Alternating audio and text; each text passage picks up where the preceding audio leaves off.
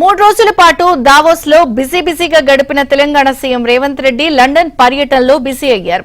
భాగ్యనగరంలో మూసీ నదిని లండన్ లో థేమ్స్ నది మాదిరిలా మార్చాలని సంకల్పించారు. థేమ్స్ నది డెవలప్మెంట్ అధికారులతో చర్చలు జరిపారు. మూసీ నదిని అభివృద్ది చేయడానికి అవసరమైన ఎంఓయూలు చేసుకున్నారు. భాగ్యనగరాన్ని సుందరంగా చేయాలి అంటే మూసీని మార్చాల్సిందేనని నిర్ణయం తీసుకున్నారు సీఎం రేవంత్.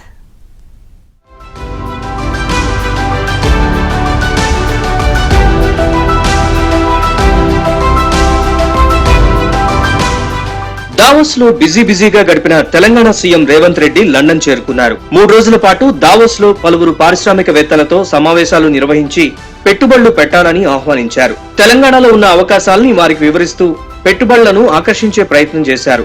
దీంతో అనేక మంది వ్యాపారవేత్తలు తెలంగాణలో భారీ మొత్తంలో పెట్టుబడులు పెట్టేందుకు ముందుకొచ్చారు. ఫలితంగా రికార్డు స్థాయిలో ఒప్పందాలు జరిగాయి. మొత్తం 40,332 కోట్లకు పైగా అవగాహన ఒప్పందాలు జరిగాయి. గతేడాది అప్పటి పరిశ్రమల శాఖ మంత్రి కేటీఆర్ దావోస్ లో పర్యటించిన సమయంలో కేవలం 19,900 కోట్లకు అవగాహన ఒప్పందాలు జరగ్గా సీఎం రేవంత్ హయాంలో భారీగా పెట్టుబడులు పెట్టేందుకు ముందుకొచ్చారు పారిశ్రామికవేత్తలు. బీఆర్ఎస్ పాలనలో కేవలం 25,528 కోట్లు తెలంగాణలో పెట్టుబడులు పెట్టగా దావోస్ లో రేవంత్ రెడ్డి పర్యటించిన 3 రోజుల్లోనే 15,000 కోట్లకు పైగా పెట్టుబడులు పెట్టేందుకు జాతీయ అంతర్జాతీయ కంపెనీలు సిద్ధమయ్యాయి.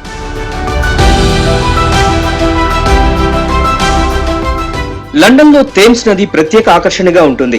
నగరానికి మధ్యలో థేమ్స్ నది ప్రవహిస్తుంది. హైదరాబాద్ నగరం మధ్య నుంచి మూసీ ప్రవహిస్తుంది. కానీ తెలియని వాళ్లు దాన్ని డ్రైనేజీ కాలువ అనుకుంటారు. ఆ పరిస్థితిని మార్చాలని చాలా ప్రభుత్వాలు ప్రయత్నించాయి. కానీ అది సాధ్యం కాలేదు. ఇప్పుడు సీఎం రేవంత్ రెడ్డి మరో ప్రయత్నం చేయాలని డిసైడ్ అయ్యారు. లండన్ పర్యటనలో ఉన్న ఆయన థేమ్స్ కాన్సెప్ట్ తో అభివృద్ధి చేయాలని సంకల్పించారు. మూసీ నది పునరుజ్జీవం రివర్ ఫ్రంట్ ప్రాజెక్ట్ రూపకల్పనలో భాగంగా ఇతర దేశాల్లో అనుసరిస్తున్న అత్యుత్తమ విధానాల్ని తెలుసుకునేందుకు దావోస్ నుంచి నేరుగా లండన్ చేరుకున్నారు. థేమ్స్ నది నిర్వహిస్తున్న తీరును, అక్కడి రివర్ ఫ్రంట్ ప్రాజెక్ట్ అభివృద్ధి చేసిన తీరును ఎంఐఎం ఎమ్మెల్యే అక్బరుద్దీన్ ఓవైసీతో కలిసి ముఖ్యమంత్రి అడిగి తెలుసుకున్నారు. పోర్ట్ ఆఫ్ లండన్ అథారిటీ అధికారులు, నిపుణులతో దాదాపు 3 గంటల పాటు చర్చలు జరిపారు.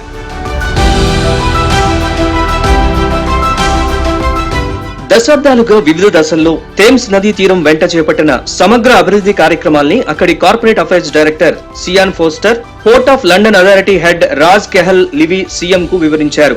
అందులో భాగంగా ఎదురైన సవాళ్లు, పరిష్కారాలు, ఖర్చైన నిధులు, భాగస్వామ్యమైన సంస్థలు, అందంగా తీర్చిదిద్దేందుకు అనుసరించిన అత్యుత్తమ విధానాలన్నీ ఈ సందర్భంగా చర్చించారు.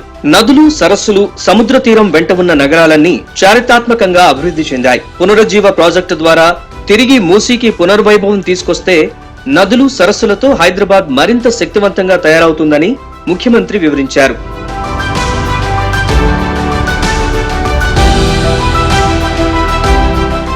తన విజన్ 2050కి అనుగుణంగా ఈ ప్రాజెక్టు చేపట్టేందుకు సీఎం రేవంత్ రెడ్డి, లండన్ అధికారులు సానుకూలతతో చర్చలు జరిపారు. నది ఒడ్డున అభివృద్ధి కార్యక్రమాలతో పాటు నదీ సంరక్షణకు అత్యున్నత ప్రాధాన్యమిచ్చినట్లు అక్కడి అధికారులు వివరించారు. నదీ జలాల్ని సుస్థిరంగా ఉంచడం, ఎంచుకున్న ప్రాజెక్టు ద్వారా స్థానికులకు ఎక్కువ ప్రయోజనం ఉండే రెవెన్యూ మోడల్ ని ఎంచుకోవాలని చెప్పారు.